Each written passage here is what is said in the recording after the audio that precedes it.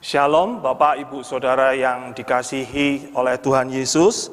Marilah ibadah keluarga pada saat ini yang dilakukan secara daring, kita lakukan sambil mengucapkan di dalam nama Allah Bapa, Allah Putra, dan Allah Roh Kudus.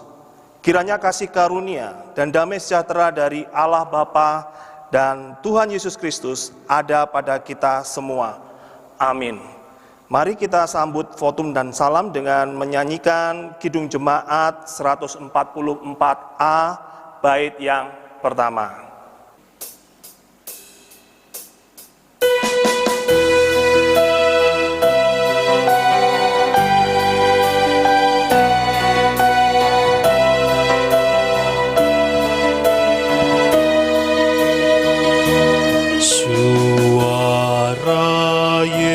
Yesusku dengar, hai mari yang penang, serahkanlah kepadaku bebanmu yang berat, kepada Yesus Tuhanku ku datang berserah, jiwaku yang letih lesu dibuatnya lega.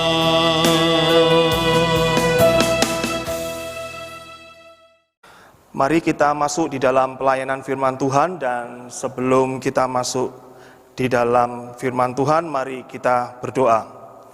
Bapa kami yang ada di dalam kerajaan surga, saat ini ya Tuhan, kami mau mengucap syukur kalau kami masih diberikan kesempatan untuk melakukan ibadah keluarga ini, dan kami mau mengundang kuasa Roh Kudus-Mu agar firman-Mu ini boleh termeteraikan di dalam hati kami. Kami juga mohon pengampunan ya Tuhan apabila di dalam keseharian kami melakukan kegagalan dan kesalahan. Mohon pengampunan-Mu dan penyucian-Mu ya Tuhan. Kami menyerahkan jalannya ibadah keluarga pada saat ini hanya di dalam nama Tuhan Yesus Kristus Allah kami yang hidup. Haleluya, amin. Bapak, Ibu, Saudara yang terkasih di dalam Tuhan Yesus, renungan kita pada saat ini terambil dari Ibrani pasal yang ke-7, ayat yang pertama dan yang kedua. Demikian bunyinya. Sebab Melkisedek adalah Raja Salem dan Imam Allah yang Maha Tinggi. Ia pergi menyongsong Abraham ketika Abraham kembali dari mengalahkan raja-raja dan memberkati dia. Kepadanya pun Abraham memberikan 1/10 dari semuanya. Menurut arti namanya, Melkisedek adalah pertama-tama Raja Kebenaran dan juga Raja Salem, yaitu Raja Damai Sejahtera. Renungan pada saat ini saya beri tema kebenaran Kristus dalam persembahan. Bapak, Ibu, Saudara yang terkasih di dalam Tuhan Yesus, kita hidup di Indonesia dan kita dibesarkan di dalam kebudayaan Indonesia. Dan seringkali ketika kita membaca dan merenungkan firman Tuhan serta mendengarnya, seringkali kita memahaminya di dalam konteks kebudayaan Indonesia. Tetapi puji syukur kepada Tuhan bahwa firman Tuhan adalah hidup dan amin. Dan firman yang hidup itu, apapun konteks kebudayaannya, maka firman Tuhan itu dapat dipahami oleh segala manusia dari segala suku bangsa. Hal yang menarik di sini memang terkait dengan persembahan, di mana teks yang kita baca, Abraham mempersembahkan persepuluhannya kepada Raja Melkisedek. Dan di dalam konteks Indonesia, mempersembahkan kepada Tuhan itu artinya mempersembahkan yang terbaik. dengan tulus hati, sukacita, dan disertai dengan ucapan syukur.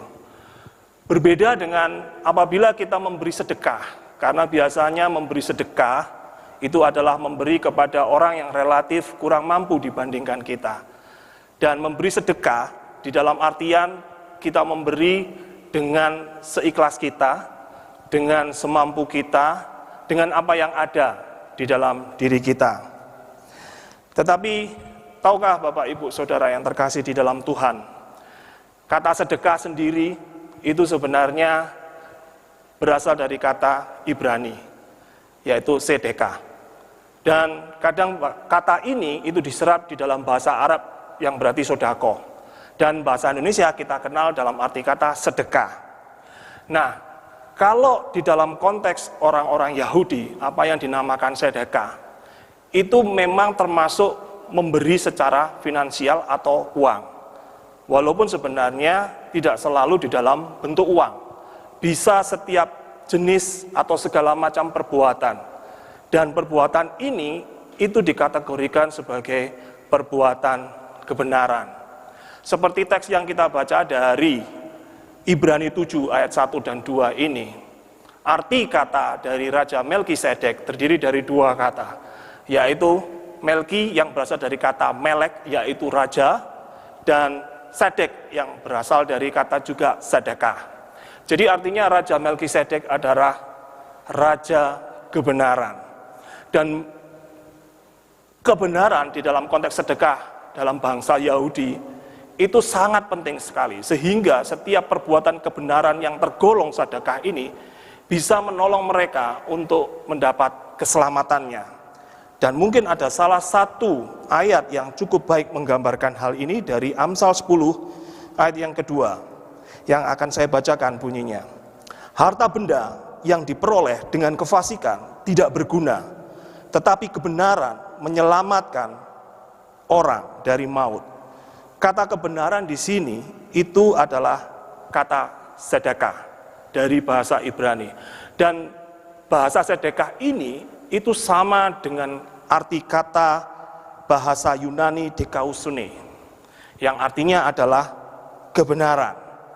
Dan kalau kita berbicara tentang kebenaran dalam konteks sedekah ini, ada seorang rabi Yahudi yang bernama Rabi Asi. Jadi beliau ini menuliskan dalam kitab Talmud bangsa Yahudi. Jadi kalau Bapak Ibu ketahui apa yang dinamakan Talmud itu adalah salah satu kitab dari bangsa Yahudi yang berisi dari pendapat para rabi tentang hukum-hukum Yahudi, tentang tata cara ibadah maupun tradisi, serta perayaan yang bisa digolongkan sebagai kebiasaan dari bangsa Yahudi. Selain Talmud, bangsa Yahudi juga mengenal Tanakh. Jadi Tanakh itu adalah semacam kitabnya bangsa Yahudi, yang mana sebenarnya hampir sama dengan kitab perjanjian lama kita yang kita baca di dalam Alkitab, tetapi susunannya agak berbeda. Dan kitab Tanakh ini biasanya dijelaskan dalam kitab yang berisi bahasa sehari-hari supaya mudah dipahaminya, yaitu kitab Targum. Jadi ada beberapa kitab yang memang bangsa Yahudi gunakan untuk memahami Tuhan. Jadi memang orang Yahudi yang cukup kaya, biasanya mereka akan berpikir untuk berbuat sedekah ini. Dalam arti kata, selain tadi charity, derma, dan juga perbuatan. Kalau yang saya tahu, salah satu orang Yahudi yang kaya adalah Bill Gates. Jadi Bill Gates ini, Bapak Ibu Saudara, sebagai the founder dari Microsoft, beliau ini sangat kaya sekali. Dan beliau ini memiliki beberapa foundation yang menyediakan dana, beasiswa atau grant penelitian. Dan salah satu penelitiannya itu dalam bidang kesehatan. Dan dalam bidang kesehatan, Bill Gates tertarik dengan penyakit infeksi, serta juga penyakit paru. Kalau misalkan di Indonesia, itu misalkan beasiswa yang diberikan oleh Bill Gates adalah beasiswa tentang penelitian demam berdarah. Tetapi kalau penyakit paru, misalnya tuberkulosis, itu bisa diadakan di India. Jadi makanya banyak orang yang mengatakan, kenapa Bill Gates bukan dari kesehatan, tetapi beliau berbicara tentang masalah vaksin COVID-19. Karena COVID-19 adalah salah satu penyakit respiratory system atau penyakit paru-paru. Makanya Bill Gates sudah menginvestasikan uangnya sebagai sedekah di dalam penelitian penyakit paru. Saya ingin memberikan dua ilustrasi tokoh karakter di dalam Alkitab. Yang pertama adalah seorang pemimpin yang muda dan kaya yang tertulis di dalam Matius 19 ayat 16 dan 22 sampai dengan ayat 22. Orang muda yang kaya ini sudah merasa melakukan semua hukum Taurat yang sudah dia kenal sejak masa mudanya. Ketika dia menghadap kepada Tuhan Yesus dan mencoba ingin tahu apa yang perlu dia lakukan untuk memperoleh hidup yang kekal, Tuhan Yesus mengatakan, "Juallah seluruh harta kekayaanmu dan berikanlah kepada orang miskin." Sebenarnya orang muda yang kaya ini sudah tahu persis apa yang Tuhan Yesus katakan. Tuhan Yesus sedang memperkatakan, mendiskusikan masalah sedekah yang sudah dipahami oleh orang Yahudi pada masa tersebut. Tetapi apa yang terjadi? Orang muda yang kaya ini hatinya sedih dan tidak bisa melakukan apa yang diperintahkan oleh Tuhan untuk menjual hartanya dan memberikannya kepada orang miskin. Tetapi Sakeus, orang yang sama-sama berasal dari bangsa Yahudi dan juga termasuk orang yang kaya, walaupun status Sakeus berbeda dengan pemimpin muda yang kaya tersebut, Sakeus tidak terpandang di masyarakat. Dia dianggap seorang yang pendosa. Karena seorang pemungut cukai itu biasanya dikategorikan orang yang rendah. Karena pekerjaannya selalu terlibat di dalam dosa. Dan kisah Sakeus ini terdapat di Lukas 19 ayat 1 sampai dengan 10. Tetapi yang ingin saya bahas pada saat ini, walaupun Sakeus dianggap sebagai orang yang berdosa, tetapi pada saat dia bertemu dengan Tuhan Yesus, dia makan bersama-sama dengan Tuhan Yesus, dan dia menerima Tuhan Yesus di dalam rumahnya. Tuhan Yesus bersama-sama dengan dia. Apa akibatnya? Apa yang dia lakukan? Tanpa disuruh dan tanpa diminta, Sakeus mempersembahkan separuh dari harta kekayaannya untuk dia serahkan kepada orang miskin. Dan apabila ada orang yang dia peras pada saat melakukan pekerjaannya, dia akan menggantikan 4 kali lipat. Bapak, Ibu, Saudara yang terkasih di dalam Tuhan Yesus, Sakeus, walaupun dia dianggap sebagai orang berdosa, tetapi ketika dia bertemu dengan Tuhan secara pribadi, hatinya yang tulus dan bersuka cita melakukan sedekah. Dia memberikan harta kekayaannya kepada orang miskin. Saya ingin memberikan perbandingan antara pemimpin yang muda dan kaya raya dan Sakeus. Seorang pemimpin yang muda dan kaya ini, dia merasa sudah melakukan semua hukum Taurat. Dia merasa sudah melakukan kebenaran. Tetapi apa yang dia lakukan? Dia melakukan kebenaran berdasarkan kebenarannya sendiri. Berdasarkan kebenaran melakukan hukum agama Yahudi. Tetapi Sakeus, dia melakukan perbuatan kebenaran yang dilandasi dengan perjumpaan pribadi dengan Kristus. Sehingga ketika dia bertemu dengan Tuhan, hatinya meluap dengan sukacita. Maka dia dengan rela hati, senang hati dan tulus dengan disertai ucapan syukur, dia mempersembahkan persembahannya. Oleh karena itu Bapak, Ibu, Saudara, marilah kita menyambut hari raya unduh-unduh ini dengan memiliki motivasi yang seperti Sakeus. Dan hari raya unduh-unduh yang akan kita rayakan itu memiliki tema hendaknya memberi menurut kerelaan hatinya yang terambil dari 2 Korintus 9 ayat 7. Dan semangat ini adalah sama seperti yang dimiliki oleh Sakeus. Akhir kata Bapak, Ibu, Saudara yang terkasih di dalam Tuhan, marilah kita memiliki kebenaran di dalam Tuhan. Sehingga apabila kita memiliki kebenaran Tuhan, maka kita bisa mengekspresikan hidup kita dengan sukacita, ketulusan hati, dan ucapan syukur. Sehingga apa yang kita persembahkan kepada Tuhan merupakan persembahan yang terbaik. Kiranya menjadi berkat dan Tuhan Yesus memberkati. Amin.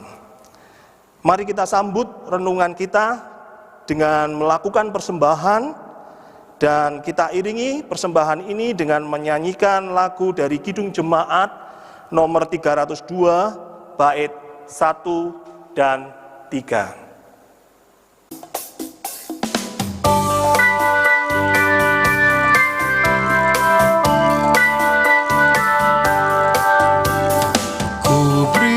Persembahan pada Tuhanku, sambil puji Yesus Juru Selamatku.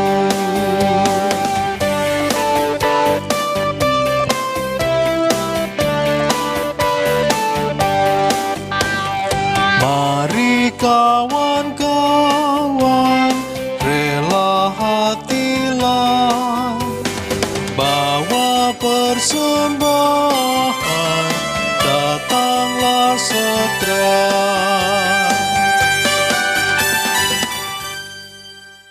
Bapak, Ibu, Saudara yang terkasih di dalam Tuhan Yesus, marilah kita masuk di dalam doa syafaat. Mari kita berdoa. Bapa Surgawi, kami mengucap syukur ya Tuhan untuk firman-Mu yang sudah tertabur. Baiklah kiranya Engkau memberkatinya ya Tuhan dan memeteraikannya di dalam hati kami, sehingga hati kami dikuatkan dan diteguhkan senantiasa untuk melakukan dan mentaati perintah Tuhan. Tuhan Yesus, pada saat ini kami terus berdoa untuk perlindungan Tuhan, khususnya dalam masa pandemi penyakit COVID-19 ini ya Tuhan. Kami mohon kiranya Tuhan melindungi setiap jemaat GKJW Mulyasari ini, sehingga kami boleh dilepaskan, dibebaskan, dan dilindungi dari segala sakit penyakit. Kami juga teringat untuk para dokter dan tenaga kesehatan yang bekerja dan berjuang di garda terdepan untuk melawan pandemi ini. Kiranya Tuhan sendiri yang juga melindungi mereka dan memberikan mereka kekuatan. Kami juga berdoa khususnya ya Tuhan untuk jemaat GKJ Mulyasari ini yang sedang sakit dan masa pemulihan. Kiranya Tuhan sendiri yang menilik dan menolong mereka. Engkau memulihkan setiap sel-sel tubuh mereka, sehingga mereka bisa melihat kemuliaan Tuhan dan kekuatan Tuhan senantiasa ada di dalam diri mereka. Dan biarlah nama Tuhan dipermuliakan melalui setiap kejadian yang mereka alami. Kami juga berdoa ya Tuhan khususnya untuk penyediaan tempat parkir untuk gereja kami. Kami berdoa, kami percaya bahwa Tuhan sendiri yang mencukupkan dan menyediakan segala hal yang kami perlukan, dan kami mau bersandar kepada kemurahan Tuhan semata. Kami juga teringat ya Tuhan kalau kami akan melakukan perayaan Hari Raya Unduh-Unduh. Kami berdoa khususnya untuk panitia dan juga orang-orang yang terlibat di dalamnya. Kiranya Engkau sendiri yang turut bekerja bersama mereka, sehingga setiap hasil dari perayaan Hari Raya Unduh-Unduh ini untuk kemegahan dan juga pelebaran kerajaan-Mu ya Tuhan. Kami juga teringat untuk orang-orang yang sudah Tuhan percayai untuk mengelola persembahan dan juga keuangan di jemaat kami ini. Kiranya Tuhan memberikan hikmat dan juga sukacita di dalam melayani, sehingga apapun yang mereka lakukan itu menunjukkan kemuliaan Tuhan, menunjukkan kasih Tuhan, menunjukkan pemeliharaan Tuhan bagi kami semua. Tuhan Yesus, kami juga berdoa untuk setiap program yang ada di gereja kami ini ya Tuhan, walaupun mungkin kondisinya terbatas karena masa pandemi ini, tetapi kami terus berdoa dan percaya apapun itu metodenya, walaupun dilakukan daring ataupun online, kami percaya akan banyak orang yang bisa mendengarkan dan juga melihat secara online. Tidak hanya jemaat kami saja ya Tuhan, tetapi orang-orang yang bahkan belum mengenal Engkau, sehingga mereka bisa mengenal nama-Mu ya Tuhan. Kami juga percaya bahwa orang-orang yang sudah mengenal Engkau ketika mereka mendengar dan melihat video ataupun rekaman dari setiap ibadah maupun program gereja kami juga bisa merasa diberkati dan semakin dekat dengan Tuhan. Terima kasih Bapak Surgawi, kami serahkan segala sesuatunya hanya di dalam nama Tuhan Yesus Kristus Allah kami yang hidup. Haleluya, amin. Mari Bapak, Ibu, Saudara yang terkasih di dalam Tuhan Yesus, mari kita tutup ibadah keluarga ini dengan menyanyikan Kidung Jemaat nomor 289, bait yang pertama dan yang keempat.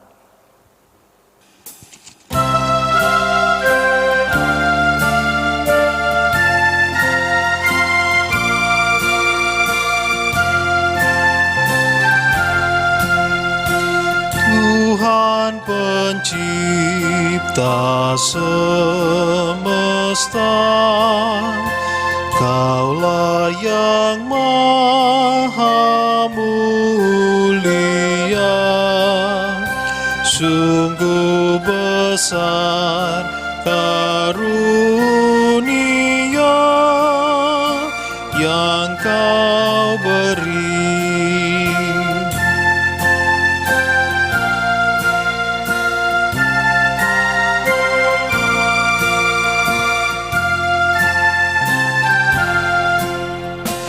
Kau merelakan putra-Mu supaya dunia ditebus, dengannya kurnia penuh telah Kau beri.